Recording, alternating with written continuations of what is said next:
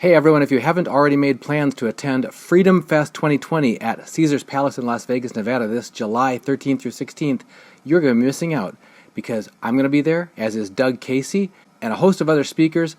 You're going to meet lots of freedom lovers at Freedom Fest 2020, including speakers like John Amash, the House of Representatives, Doug Casey, George Gilder, futurist, Mike Lee from the U.S. Senate. We've got Stephen Moore from the Heritage Foundation, Rand Paul from the U.S. Senate, and many more speakers, Donald Trump Jr. You'll see me at the Miles Franklin booth, but I'd like to see you there, and if you want to get there at a discount, check out in the description of this video, and you'll see a discount code that'll get you $75 off an admission at Freedom Fest 2020 this July 13th through 16th in Las Vegas, Nevada, Caesar's Palace. See you there. If you've decided that now is the right time for you to protect your family's financial future by acquiring physical precious metals, gold and silver, I'm delighted to let you know that I have now become a licensed dealer's representative for Miles Franklin, one of the oldest and most trusted names in bullion dealerships. And we can provide you with physical delivery to your personal possession or to professional vault storage or precious metals IRAs.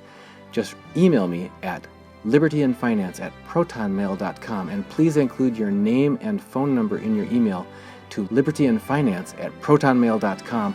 We'll get right back with you and find out how to best meet your needs so that you can either begin or increase your acquisition of physical precious metals now and protect your family's future starting today.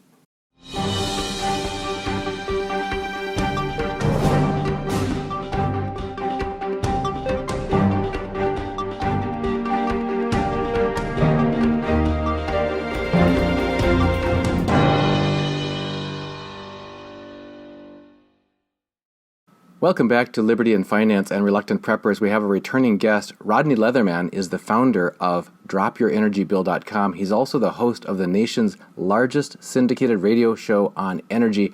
Rodney, thanks for joining us again here. It's my pleasure, DUNAGUN. When we had you back on last time, you spoke briefly about your energy source home packages. And because a lot of our viewers are interested in self-reliant homesteading, self-sufficiency, reducing their outlay of cash that they spend on their lifestyle so that they can protect more of their fruits of their labor for their own domestic future and for their livelihood, we want to talk with you about how people can save energy cost, and specifically at the end, if we can talk more about these energy source home packages so that people can have the option of what would be a low cost and extremely energy efficient way to shelter their family. You and I were talking about Maslow's hierarchy of needs and how right at the very base of that is you've got to have safety, security, and shelter. And then you got to have food, and then you got to have all kinds of other things in life that build on top of that. But if you don't have safety, security, and shelter, you don't have a secure basis on which to build your life. So one of the things that we think about from a preparedness standpoint, they call it the rule of three. Like you can't go more than like 3 minutes without air, or you can get brain damage, or you can't go more than 3 hours outside in severe conditions without shelter if it's a really low wind chill, that kind of thing. You can't go more than 3 days without water without suffering damage to your body. And there's also limited time, some people argue whether it's 30 days or 3 weeks, that you can manage without food before you have irreparable damage to your body. So again, shelter is one of those things we've got to have. So from your standpoint, you talk with people on your channel and on your radio show, you talk about conserving energy, but not just like utility type energy, like the electric bill and the gas bill. You talk about people's life energy and how they store that, how they use that, how they invest that, how they make sure it's going to serve them well in their future. Can you give us a dose of that philosophy that you bring about your life energy and how you need to make sure you're using it well? Well, when I was 16 years old, I really started and everybody's life path brings them to where they are today, just as you and I are right here now. So it's all of our life experiences combining to create who we are and what we are. So for me, it was discovering that energy really is the crux of how things work. And so let's define energy for our listeners, for our audience. Energy is the ability to do some work. That's what energy really is. And when you talk about having a fruits of your labor result of working, well, that's nothing more than your personal energy. That's a combination of your brain, your body, your back, all combining to create something that results in stuff. That is an energy expenditure. So it's that return on energy investment that got me thinking, not because of the whole philosophical part of it, but when I was 16, we had something called the Arab oil embargo that occurred. And the Arab oil embargo led to a 300% increase in gasoline prices. Well, here's a 16-year-old kid making 75 cents an hour, and gas goes from 30 cents to $1.20. And I'm like, what the heck happened here? It's like, I'm having to work a lot more to buy less gasoline. Yeah, I vividly remember that time. You just pricked my memory because I was busily restoring a 1966 Plymouth Barracuda Formula S in my parents' garage at that time, and the last gas I had put in the tank of that car, I had purchased in the high 30s, low 40s, and by the time I got doing the restoration, it was $1.23 for the gas I had to put in. It's like, what happened? I felt like Rip Van Winkle coming out of his slumber there. Go ahead. And you talk about energy increases. People think, well, that'll never happen, 300%. Well, I can tell you last year in Texas, people were paying $9,000 for a megawatt of electricity. So, and not getting all complicated with the formulas, we have a lot of that over at the website, but the reason was demand. So it's supply, demand. It's always the same thing. History repeats itself. It's always supply, demand. It's the amount of stored energy that results in the cost of something, someone willing to pay for it. So as a result, I moved through this path, got in the solar business in 1981, so experienced that, and then moved into glass and understanding the energy envelope. And this whole journey taking me through led me to Oak Ridge National Testing Laboratory in 2000. 2002, I got the federal grant for them to do this research. And I worked with them to develop something that we would come to call net zero, the net zero concept of home, office, and building. And like most things that we find, there's always this political aspect to it. There's always the hype aspect to it. And then there's the substance. And then there's the reality. And so what we find is that these guys all believe that, oh, well, people could pay $500 a square foot or $800 a square foot. And I was just in amazement because these people live in a whole different world. They're scientists, they're salaried, they just show up and go, well, they're engineers, and you've been there. You understand what I'm talking about. You made me smile again because when we were visiting near Washington, D.C. For the Ron Paul Institute Peace and Prosperity Conference, and it was in Fairfax County, Virginia there. And that is the counties right around Washington, D.C. is the only county that did not suffer a recession during the global financial collapse of 2007, 2008, 2009. Every other county in the U.S. decreased in property values, decreased in employment. But when you're on the government gravy train, you're in a ivory tower separated from that. But I cracked up the most when I was walking my dogs on a little park there before we went to the conference, and we passed a manhole cover in the park where we walked right past it, and it said Fairfax County, Virginia, made in India. Oh man! So go ahead. Yes, that's a different world. What we have are people who don't live in the real world, and they don't have to live in the real world. But for most of us, we do live in the real world. So energy, it's an essential part of what we are. So it's an essential part of what we are in terms of our energy that we expend to receive it. See, we've got this real interesting dynamic that goes on now. We expend personal energy for something that we, maybe not you and I, and your audience knows what I'm going to say here, that we exchange for something that most people think is money. That money, as they call it, is then exchanged for other things that we, quote, want to buy. Well, this is not the way it used to be thousands of years ago, hundreds of years ago. It's a medium of exchange is what I'm talking about. So when we think about in terms of energy and how those guys looked at it and said, well, this is so great because we're talking about creating the energy that we demand locally, right at the point of use. Point of use generation was the concept. And that's been around for a long time, too. We can go back to Tesla and we can get into those kinds of things. And maybe we'll do that in another podcast. But Tesla and many others and Tesla's mentors and throughout history, we've always had this idea that we can have energy generated at the point that we use it. So today we have a connected grid, it's called.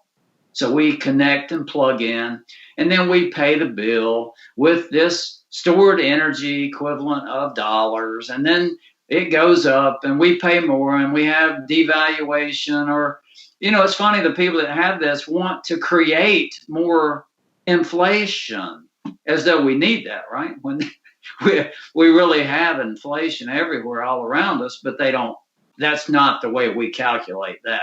So it's interesting to see guys go back and do the formulations and look at the way things used to be calculated versus the way they are calculated today. Right, yes. We spoke with John Williams at shadowstats.com, and he broke that open for those of us who haven't walked through that, is that the official measures by which we're told, the official sort of blessed statistics that we're told is the rate of inflation, the consumer price index, that sort of thing, are heavily manipulated and distorted and twisted, just basically, tortuously deformed in order to get it to look like it's not so bad when people really know where they're being hurt in their pocketbook and how their lifestyle is being impaired. So in the light of that, how do you bring that to people's, how does it come down to the ground for people if they want to save money right now, like starting today or this month on their energy, but also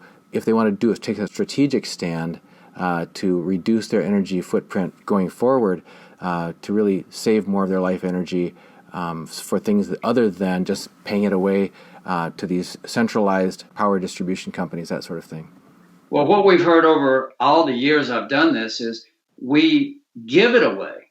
We give away our personal stored energy to the utility companies. That's how people look at it. Well, we give it away. We have to pay the bill. We don't have a choice. We don't have an option. So people think they're programmed to think you just pay the bill.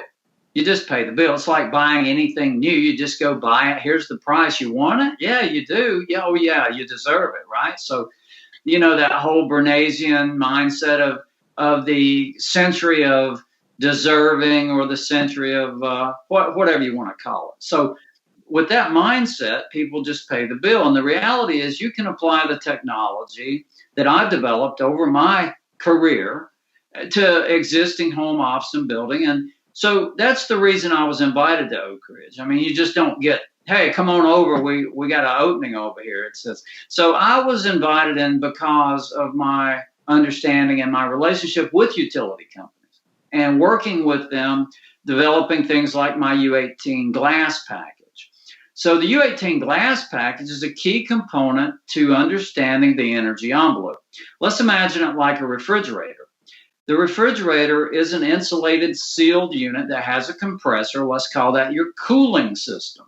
And it's tied into that refrigerator. And so you close the door and you put something in there that was room temp, and a few hours later, it's now at 37 degrees or what have you. And then you have a portion of it called the freezer, and that's down at 0 or below or 20 below, what have you. And so that keeps those items froze. So that refrigerator is, in essence, a cooling system that works by removing heat from that envelope, from that structure. So with all these things having been learned through the years, and then understanding what production means from the solar side, this is how I got involved with that. And so the electric companies opened the doors for me to go in there and start working with these guys. And then by that, I had a fair amount of credibility coming in with my background and my education, if you will, not informal. Now, I'm not papered. I don't have any papered degrees like a lot of people. I'm not pedigreed in that regard.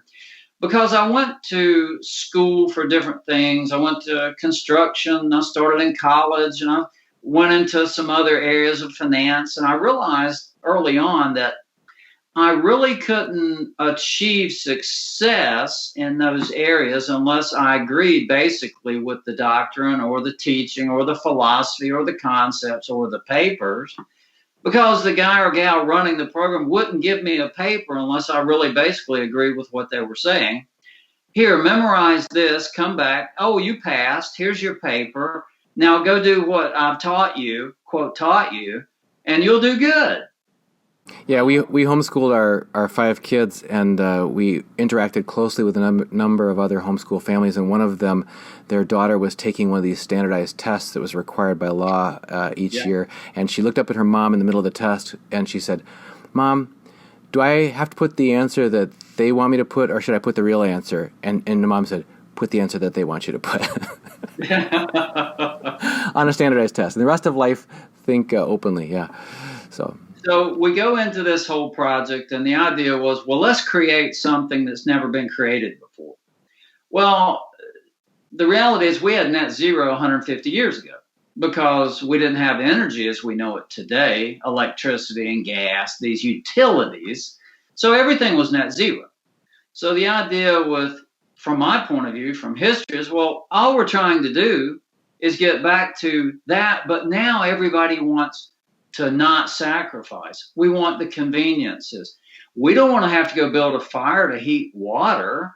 We don't want to have to go dig a hole in the ground to create a lot or a cellar to keep our stuff cool. We'd like to have that within a few steps away, and on and on. So what we really have today, and what I really brought, is common sense to say, look, you can have a net zero footprint or net zero ready without sacrificing what you've came accustomed to being used to, and still have that within an affordable realm of actual practical use. In fact, the net zero ready energy source home package we're going to talk about later is something that'll pay for itself in about 19 and a half years with money you otherwise are going to give to the utility company anyway. If before we jump into that, can you give maybe 1 or 2 or 3 immediate actions that people can take right where they are with their existing home?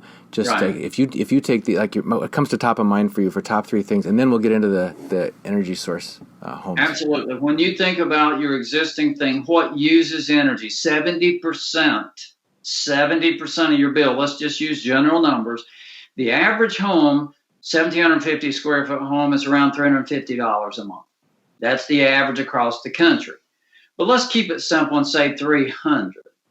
Okay? So at $300 a month, 70% of that is for heating and cooling that structure. Okay? So 70% is like over $200 a month. So something that everybody can do and nobody does is clean their filter, the return register filter, the little filter that you take out maybe every couple years or clean it, Well, if you'll clean that filter every 30 days, set a tickler, a timer, or whatever. And I actually have a little product that's kind of cool that they can get. It's called a whistle. And you put it in, you punch a hole in the filter, put it in there, in the air. When it becomes restricted, this thing will start whistling and say, "Come clean me." And it's about $20. It's really just... I see. It's just a physical device. It just works on differential air pressure. Got it. Okay. Yeah, and it's static, so you don't ever replace it again. It's forever. Yeah. But cleaning your filter will save you up to 10%, or on a $200 expense, $20 a month, or $250 a year. Well, $250 will buy you, let's just say 10 ounces of silver, for example. Yeah, I mean, what do you do with $250? Well, you can do a lot of things with $250 to store your personal energy.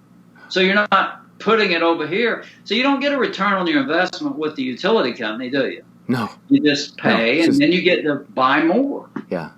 And so the first thing is people need to realize, when I'm in my home, if I had a meter, and they do have a meter, right? Oh, yeah. But if I had to pay daily, man, I'd get real conscious real quick about, my bill's $10 a day? I got to put another $10 in the machine if I'm going to play again tomorrow. People they'd clean their filter. And it's not just your filter on your HVAC, by the way. You can clean your dryer filter, that little lint filter that never gets cleaned either, that you keep dragging stuff out of. And then you got, just clean that too. Like twice every time you do a load of laundry, twice each time you do a load of laundry, not once at the end, but clean it twice. Set your thing halfway through and clean it. That'll save you another 10% on your clothes drying, because clothes drying is the largest appliance energy expenditure item in your home, period. Clothes drying. Most expensive, bar none. So if we take care of filters and just think filters, that's the number one zero cost thing that you can do to save yourself somewhere in the neighborhood of $25 to $30 a month. Pretty significant money in my book. Mm-hmm. So, I mean, I'm the kind of guy that if I'm walking down the street and there's $1 on the ground, I'm going to pick it up. I mean, I'm not just going to walk by and, well, there's $1, I'll just leave that. No, I'm going to bend over and pick it up. But people leave dollars laying around their home, office, or building all the time. I mean, we're facing some pretty tough times in America now. A lot of small businesses closing. True. Imagine if their utility bills were in half. Maybe they could have survived through this. But they don't understand or know how to drop their energy bill. And that's what we do, and that's what we teach. A couple other things. You wanted 3. That's number 1, filters. Number 2, water heating. Water heating is your second largest expenditure. 80% of the water you use is heated water, or you'd like it to be, right? You want it warm. Maybe after 5 kids, you know what I'm talking about.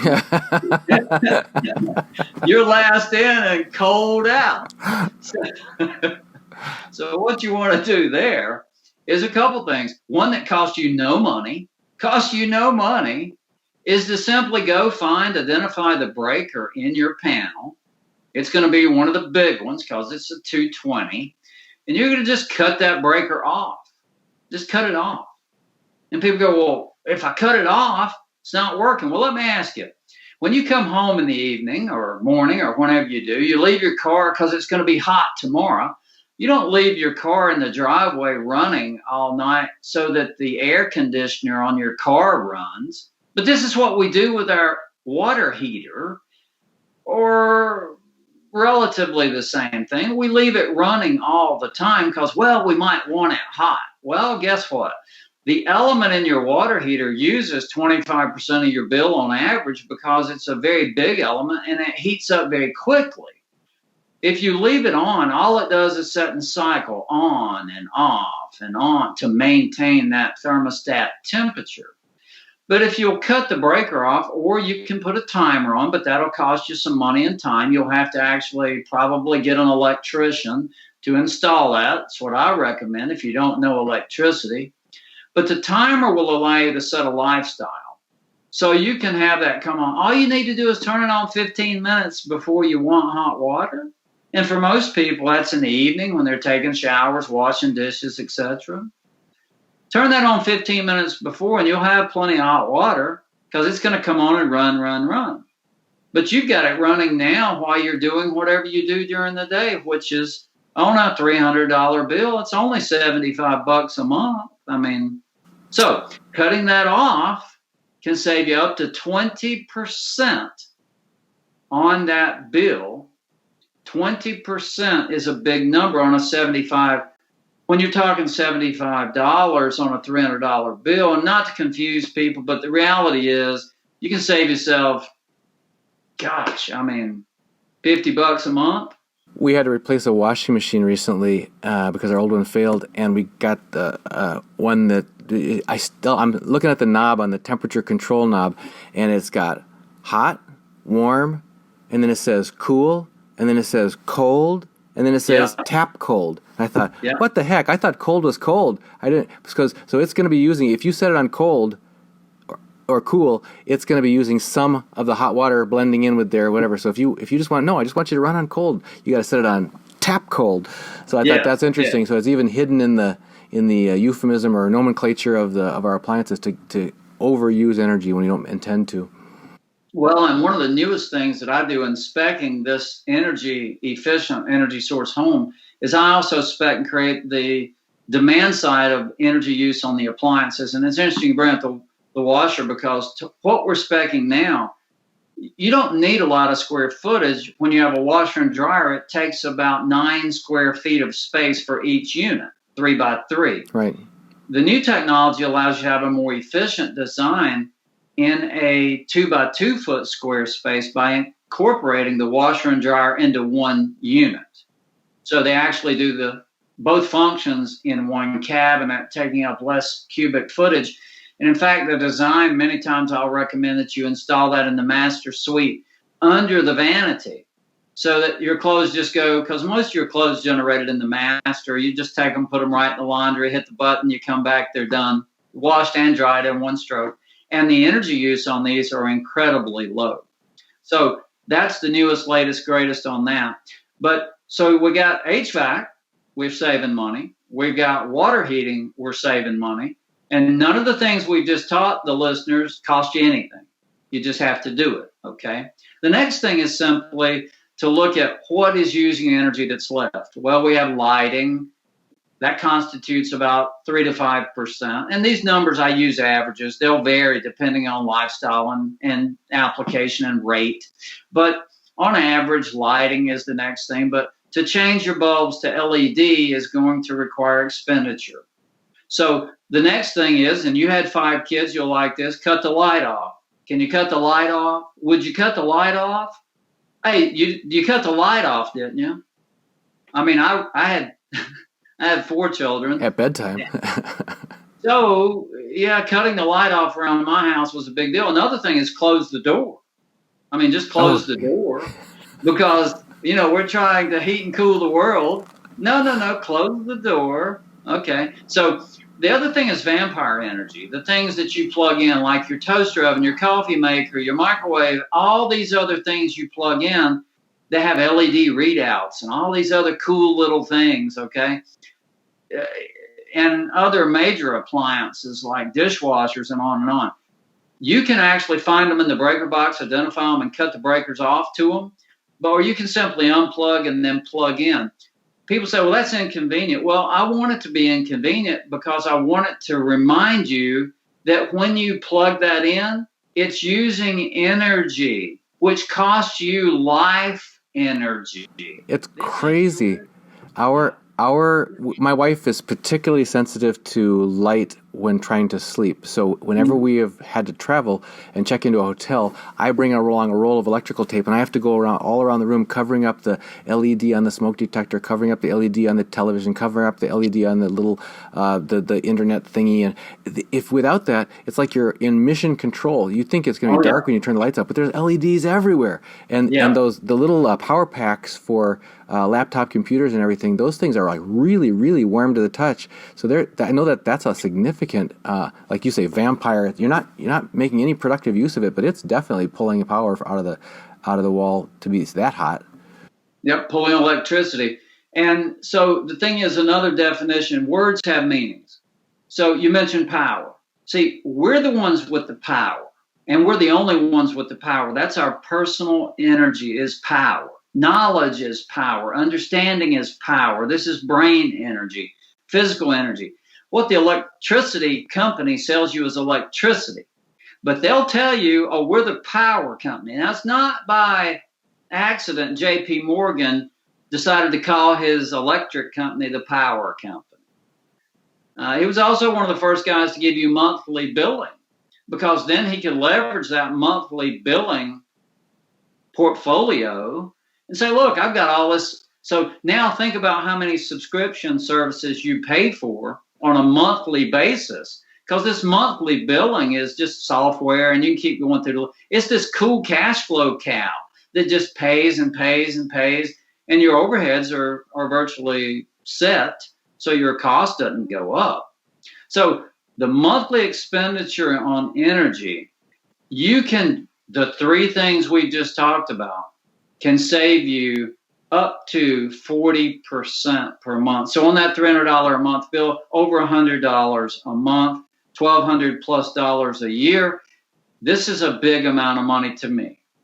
You just answered, I think, Robert Preston's question. He's one of our viewers, and he submitted this. He says, I want to cut my electrical energy use in my standard home by 50%, but I do not want to use solar panels. Right. Low-cal, upper Midwest, not many sunny days. What do you suggest? Well, I think you just answered most of. You answered at least 40 out of his 50%. That's 80% answer already. So. Yep. A couple other things he can do, and everybody can do this, is stop air infiltration. You see, air infiltration is what causes something scientifically called stratification. What you want to do is de-stratify the air in your environment you're in. This will allow your heating cooling system to run less.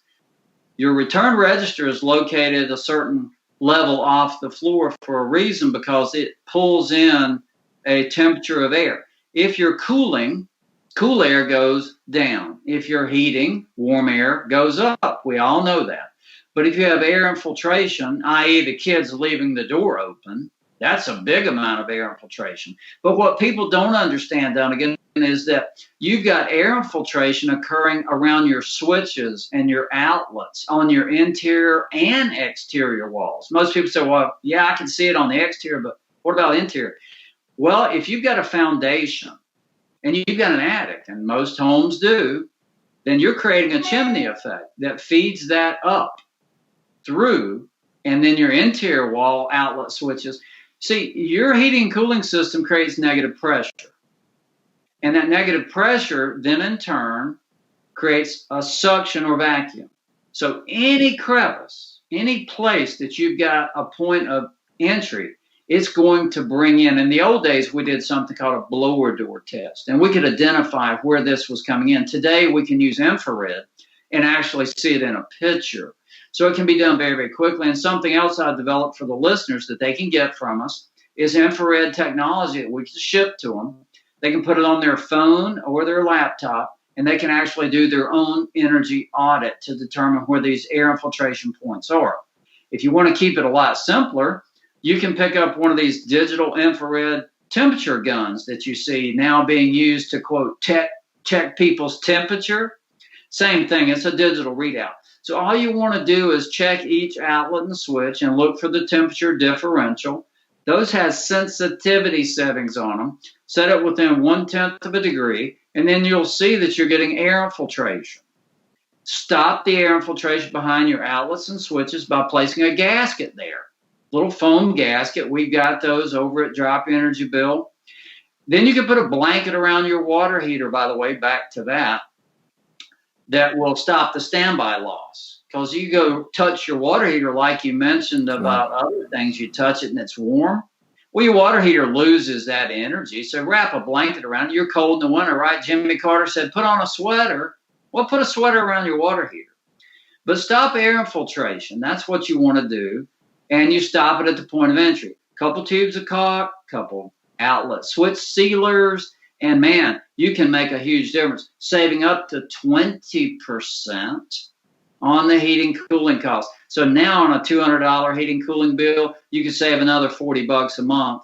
For a couple tubes of caulk and a little bit of work and a few outlet sealers, for literally less than $40, you can save yourself $40 a month. So how long do we need to encourage people to do that? I don't know. Let me think. Your payback is 1/12 of a year. That's pretty good at ROI. Forever, by the way. Forever. Yeah. Oh, yeah. That's right. That's right. The things you've mentioned just keep on giving. The thing is, people don't get the fact that anything you do with energy efficiency improvements, they're static investments. You have no additional overheads, expenses, cost, material, labor. It's from now on. And when you go to sell your home, look, are you going to buy a house that's identical, same comp? Real estates, they like to use comps. So let's say we got comps. And all these comps, desirable neighborhood, good footage, etc., got the amenities we love. All these three are $400 a month, and this one's $75 a month. Which one are you buying? As far as people looking at your energy bill, your track record of the last 12 months or whatever, it's a selling point, you're saying. Yeah, good point. Besides for your lifestyle. You turn it into that because nobody can compete with you. That's the beauty of it. So we've been talking about some extremely practical, low-cost things that people can do right now, today, Yep. If people are wanting to make like a big move, a big change in their life, we have a viewer here, Vut Iwa says, definitely interested in this topic. I am looking at buying rural land and building a house. Are there any kits for naturally insulated homes? Now, he's particularly keying, he or she is particularly keying in here on natural insulation, so that's a separate subtopic, like perhaps hempcrete blocks or timber frame homes or mountain or earth homes. But the general topic is a broader one, and that's of people wanting to be able to do something for themselves, do something that's low cost, do something that's already been proven, because people are wary, if I try doing it myself or something, I don't know if I'll get if I'll do it wrong and then I'll have some undesirable effect. So if they buy something that's already been tried and proven and developed, then it's basically part of a package. So can you talk to us now about your energy source home packages, and what's the range? I mean, are they all tiny homes? Are they full size, in between? And then how much expertise does it take, and how much labor? What kind of cost per square foot? Just give us an overall understanding. Well, it's scalable, first of all. So the technology, and that's what we have, is technology. And this is why I mentioned in our pre-interview that I'm going to be licensing this technology as a business opportunity for folks. I get the call and the email all the time because we are national, on the radio everywhere. And I get the same call, especially in the last couple months, as this, whatever you want to refer to it as. I've got my opinion, you've got yours. I'm a common sense person. I just look at things as they are. And I don't necessarily listen to hype and hyperbole. And I've learned that most of the time people are selling an agenda. So having said that, I get a lot of folks like you are, I'm sure, going to get more and more. I want to move out of the city. I want to go out into an area where I can be a little bit more independent. I want to be self-reliant. And you've done this for years, obviously, and I congratulate you on your work. Yeah, our first interview with Joel Salatin from Polyface Farms was called The Self-Contained Home. So, yeah, we're right on page with that and have been for half a decade here. So go ahead. Yeah, so what people need to realize is back at Oak Ridge, what we were doing, and to give you an example of what I learned there, not just the science side of how they do it, but applying some common sense, which was uncommon there. Not to say they didn't have some common sense, because they did, but everything had to be structured and this, and we put sensors literally in models that we built. We built half dozen models. And one that I'll never forget that I think is important to tie into what we're going to talk about is the fact that we had there's a group, and I'm not going to mention their name, but it's related to Habitat, and I think most people can know who that is. And it was started by one of the former presidents. And so we had labor provided for this project from that group. And that's kind of their mantra, is we provide labor. And then we also had all these materials donated for the house construction. We had all kinds of materials donated because they wanted to be part of this great project, and we were doing all this wonderful, significant work. And at the end of the project, we put sensors in this, every aspect of this, inside, outside, everywhere, for data logging purposes every 6 inches.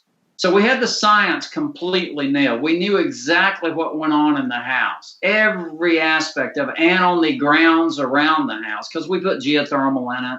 That's an earth source heat pump, basically, is what it is. And so we monitored all these things. But the point is that everything was donated, all the labor was free, and we still ended up with $125 a square foot cost in the house. And I was like, you just really got to be kidding me here. I mean, well, and this is the point that they were trying to say is, well, yeah, but people will pay $500, $600, $800 a square foot for this. And I'm like, people can't borrow the money. They won't qualify to pay $800 a square foot for a house when all the comps in their area are 125 or 130 or 150. I mean, come on. Oh, yeah, they will, because it. And so through the years, and I was really happy to see that we did get a few of these sold. But I mean, we got one in Palm Desert, California, $900 a square foot. We had on Lake George, New York. We got one for $1,200 a square foot. And it's like, these people, this guy in Palm Desert spent $8 million to build this house. So look, that's not the real world for you and I. That's not the real world for 99.9% of the people. So what I had to do was bring a little bit of my common sense to this and say, now, if I'm going to develop this, and by the way, in 2006, I kind of left my association there because after spending a year of my time and about $1 million of my own money to meet and greet and shake and press the flesh, and you know the story of manufacturers, because my thing was I was a liaison to manufacturing because I've been involved in that part of things for a long time in my career. And nobody wanted to play. Nobody wanted to play because they said, well, look, we have 100 years of history, and I won't mention names, but if I did, you'd know these companies. They're big household brand name companies. We've got 3-step distribution. We have master distributors. They buy train car loads. We've got area distributors. They buy truckloads from our master distributor. Then we've got our dealers who buy from the distributor. They all make money on the product, and all we do is deliver train car loads. So why would we want to actually get involved in this at any level? So after about a year, I was kind of, my report was simple. Nobody wants to play. Nobody wants to do this. So then I go off and say, okay, and then start promoting the concept, the idea of, by then we called it net zero ready. Okay. Net zero ready is simply the distinguishment between having autonomous generation at point of sight to create net zero. So the idea most people think is, oh, solar. I put in solar and now I can be net zero. That's what most people have done. That's not the only way to do it. There are many other ways to do it. There are many, many ways to do it. But let's use solar and net zero. So first you have to understand that your demand side, the consumption, is the critical component of it. Just like in every aspect, it's consumption. Let's say we're talking about any company. Their consumption of cost relates to their bottom line. Your household, how much money you spend relates to how much you have left. How much you earn with your personal energy determines both. So that's what I had to bring to it, is to say, okay, and we did one in Texas, we did a couple in Oklahoma, we did them in other parts of the country privately. So then I could actually get an actual real world understanding. And that was 06, 7, 8, 9 in that area. And then in 12, I decided, I'm going to take this and actually build one of these. And I did it here in the Smoky Mountains of East Tennessee, where I'm broadcasting from. A true net zero home built on a beautiful property. And the cost of it ended up being somewhere in $150 a square foot range. Okay. So if we take off the generation side, and this is what we get all the time. A lot of people say, I want to do solar. I want to do solar. Well, will it pencil out? What do you mean? I won't have a utility bill. Well, if you've got a 2,000-foot house with a $50 a month utility bill, and you put in $20,000 worth of solar, and the panels now will last you about 25 years, but you have batteries which last, depending on cycles. People say, well, how long does the batteries last? I said, well, it depends on how many times you drain them down, because there's a cycle just like on your car battery. Mm-hmm. But you can get a lithium battery, Rodney. And what a lithium? Yeah, you can get anything if you got enough money. It doesn't mean it's going to pencil out. And then you have inversion, because you see, all of energy that's generated, including ours, is actually DC energy. Our personal energy is DC. It's direct current. It comes straight from our cells, right through our brain, into our bodies, and that's direct current. About as direct as you can get. So all the things with what we call renewable generation are DC generated. Solar's DC generated, wind's DC. So we have to invert it. So to invert it is energy consumption. It's about a 5% energy used to invert the energy, moving it or convert it in simple layman terms from DC back to AC, because, well, everything uses AC, alternating current. Now, people need to realize that alternating current in and of itself uses 50 to 60 hertz, depending on where you are in the world. Right. They hear that term hertz, and they don't really know what it means. That means that current alternates 50 to 60 times per second. in order for that to be transmitted over long distances, which is what J.P. Morgan said, I got to have that, man. I got to have that transmission ability so I can build these people. Where Tesla's original idea was, let's do DC, and that's what he did first, point of use generation. So what I incorporate into these houses is a lot of DC use things like ceiling fans, vent fans. I use DC on everything that I possibly can to minimize the inversion side or energy wasted. You see, when we're talking Skype, we're talking cloud, we're talking server, all the servers, people don't realize every server in the world is a direct current use energy item. And by the way, they all require tremendous amounts of silver, laptops, cell phones, servers, cloud. It's all precious metals related. You can't do it without silver. You can't do it without silver. So you have to have silver to be able to create this direct current environment for what technology uses today. But the energy source home package is basically a system that I developed, a technology that combines the common sense understanding about construction, how to make it simple, how to make it affordable. These were the goals, and that's what we achieved here. So we've got a package that'll start at around $35 a square foot and is scalable depending on what people want to do. And at the end of it, depending if you want the nice granite countertops and you want other things, which granite's fine, but I like cement tops because they're lower cost and they serve basically the same function and you get the same beauty and colors and all this cool stuff with it. But another way to lower costs is I always recommend doing a slab. You seal that slab. You got to do a slab for the footer. I mean, in essence, people don't think about it that way, but that's what a footer is. It's a little bitty mini slab. Down below, right? Your load-bearing capacities.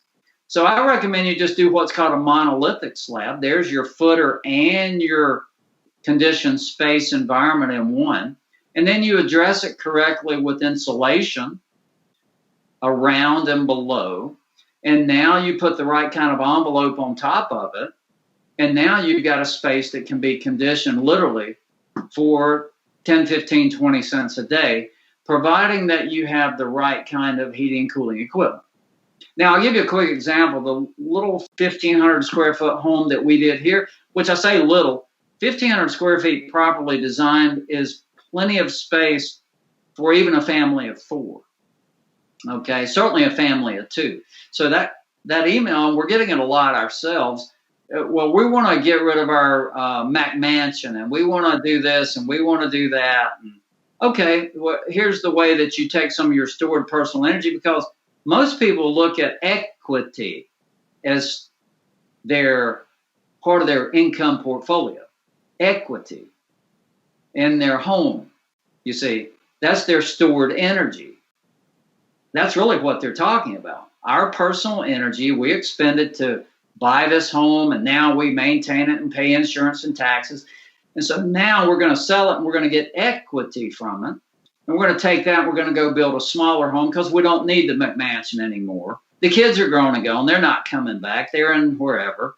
So we need a smaller place for us. I get that all the time. So what this technology does is engineering everything into it so they can't, frankly, screw it up. Because I can't find a contractor. I just did an interview with one of our local affiliates in Little Rock, Arkansas, before ours, and we were talking about contractors. I've never met one yet that didn't build an energy-efficient house. Ever. Never. Oh, you mean according to themselves? Yeah, and I say, well, okay, great. Show me the utility bills from, say, the last 3 or 4 or 5 years from just, say, 5 of them you built. Well, what do you want to see those for? Well, I just want to, you said they're efficient. I'd just like to see, because there's a simple little formula that I like called the 0.70 formula. It's on our website. You can sign up for it over there. But the 0.70 Your is website, just want to mention that each time, dropyourenergybill.com? Correct. Okay. Yes. And the 0.70 is just a formula that I developed. Take your square footage times 0.70, and that's your starting point to get to net zero ready. So a 2,000 square foot house, your utility bill should be $140 a month. That's 0.70. If you're not at a 0.70 or 140 a month, you need to get to there first. Because we hear this thing, oh, I want to go solar. Well, consumption dictates demand on sizing everything. Heating, cooling systems, solar, whatever it is, generation is a result of demand. So we have to understand common sense things. Well, if we use it, it's like electricity versus groceries. People come and say, my utility bills are high, I can't afford it. I said, did you pay it? Yeah. Well, then you can afford it. See, it's no different than groceries. If you don't want to spend that much money, don't put so much in the buggy. But I like it 68 degrees. Oh, well, stop the air coming in and you can bump your stat up to 73 degrees and still be as comfortable. There's no change. What you're doing is conditioning the outside air, because there's something called air changes per hour. Sure. That applies to the technology I've developed. See, with the energy source home, you're down around 2 air changes per hour. Okay. With your builder energy efficient home, they're somewhere in the 75 air changes per hour. That's the new Energy Star standard, by the way. And when I got involved with Energy Star back in the 80s, and I realized, well, this is kind of cool. And and over time, it went from the whole house, which is what we do now with the Energy Source home, all the way down to the computer monitor. You remember that? The first Energy Star product that got the star was a computer monitor. We couldn't get the whole house. We couldn't get this. We couldn't get a refrigerator. We couldn't get anything. We finally got a computer monitor, and the company said, "Yeah, we'll comply with that. We'll change a couple things and make it a little more efficient." Because the standards for that stuff, it's kind of like, and look, I'm not knocking anything. I'm just pointing out some realities. If you dig into some of these things, it wouldn't surprise you, doing the work you do, to realize that, well, maybe the Green Building Council and this LEED program and that blah, blah, blah, blah, blah, blah, blah, maybe it's not quite exactly what it's purported to be when you dig into the dirties on it. Who are the sponsors? What's the conflict of interest? All that sort of thing. So we're running out of time, but we wanted to make sure people know where they can find more information on these energy source home packages. Yep, just go right over to Drop Your Energy Bill, info at Drop Your Energy Bill, and we'll send them a link, or they can go straight to the website, energysourcehome.com, energysourcehome.com. Okay. Scalable, affordable, simple to build. I'll give you a quick example. We've got another model going up right now, 1,008 square feet, 2-bedroom, cute little house right on the lake here in East Tennessee. 2 people constructed this house, a man and a woman, using a screw gun and a glue gun. That's to stand all the exterior walls, okay? Then I had engineered roof trussing. And what I'm doing with the next one is going to be a flat roof design, so we can use the roof as the patio, so we don't have additional cost for creating a deck or a cement patio. We put it right up on the roof. Got to have a roof anyway, right? So why not use the space and take advantage of that with minimum cost? So we're talking about 2 people with novice experience. If you can read a level, if you can run a screw gun, if you can read a tape measure, these homes, the way I've designed them, they don't require structural heading like most dimensional framed houses. There is no dimensional framing in that regard. And you get 19 times more load-bearing capacity with this wall system and 25 times more wind shear capacity than a 2x6 16 on center home. That's incredible. Wind shear will really open up more areas of the country, because you mentioned earlier that not to be named charitable organization that helps people build homes. There was, after Hurricane Andrew had its way with Florida, the only homes left standing in one particular neighborhood were the ones built by that organization, because all the other standard building practices that were followed by the local builders around them had blown away by the wind. So it makes a huge difference, the construction methods that you use, even if it's similar materials. Well, Rodney, we've been speaking with Rodney Leatherman. He's the founder of DropYourEnergyBill.com, and I just learned EnergySourceHome.com. And also people can email him at info@dropeyorenergybill.com and get more info about what the range of sizes are of these energy source home packages. And net zero ready, yes. Net zero ready. So we'd love to have you back to talk more about this. People will probably have a whole bunch more questions now that you've whetted their interest with this, and we'll have to talk more because my wife and I are also seeking a homestead location. So when we have you back on, we'd like to talk to you about different geographies around the U.S. and how the energy source home package might be suitable for different geographies. You mentioned like slab on grade type construction and that sort of thing. So it'd be very interesting to hear more in the high wind resistance and so on. So yep, love to do it. Any else last message you'd like to leave with our viewers? Well, just think about energy. Don't take it for granted. Your personal energy first. Don't take it for granted. Think about the energy you use. Don't take it for granted. What if we had an EEM or anything? What if you lost energy for a week? What would you do? Don't take it for granted, because just because you have it doesn't mean that it's going to be there forever. Well, Rodney, thanks for joining us on behalf of all of our viewers here at Liberty and Finance and Reluctant Preppers. Thank you, DUNAGUN. Bye-bye.